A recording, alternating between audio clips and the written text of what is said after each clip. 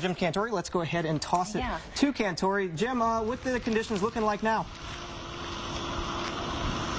Well, I tell you, Michael, this has been a heck of a day. I mean, this morning when we were out here, winds were out of the northwest. We had kind of a real light drizzle, but it was enough to certainly wet the ground and wet the area. By this afternoon, for just a couple of hours, we had a howling west wind. And, of course, to our west is Mauna Kea, 13,700 plus, sinking air, dust. My mouth was drying out. It was unbelievable out here. We were hoping for rain. And now, winds are shifting out of the south, and those rain bands have finally moved in. So we are standing here wet, but happier than having the dust blow in our mouth. Well, some of us anyway, beside my cameraman. Guys, what was amazing was how the waves were coming in and they were breaking over the bay wall here. And this is the area that's protecting the coastal highway, which is right around Hilo Bay. There is a jetty out there on this side that we're on, so we're not getting the big breaking waves. But where they were earlier, when the winds were on shore, it's just a couple of miles from me. We took some pictures earlier. We want to take you up here.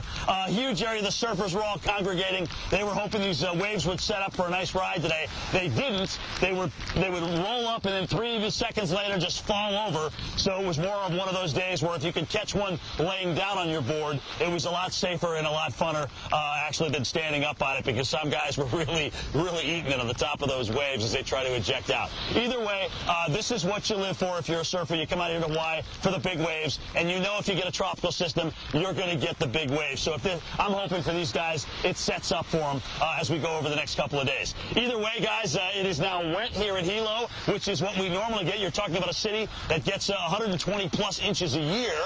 So we're right back on schedule here. What we're not hoping for, though, is flash flooding. So as a nowcast situation where we really have to watch this, we'll have to watch some of these rainfall rates, because we don't want to see anything 2-3 inches an hour set up in the same area for a long period of time.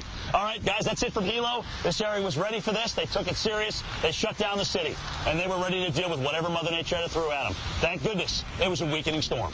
Back to you. Yeah, great news there, I guess, as we look at, the weakening trend, maybe not quite as much rainfall and wind, activity as expected. Jim Cantore, of course, will be updating us throughout the night, so keep it right here. And this is a rare occurrence for Hawaii, isn't it? I was going to mention that, yeah. For our viewers at home, we just don't see that many tropical storms get or make it all the way to the island. We only had about 8 storms that have affected the island in the past 30 or 40 years. That has a lot to do with the cooler waters. It does, and we've never had a named tropical storm make landfall on the big island of Hawaii because of those cool waters.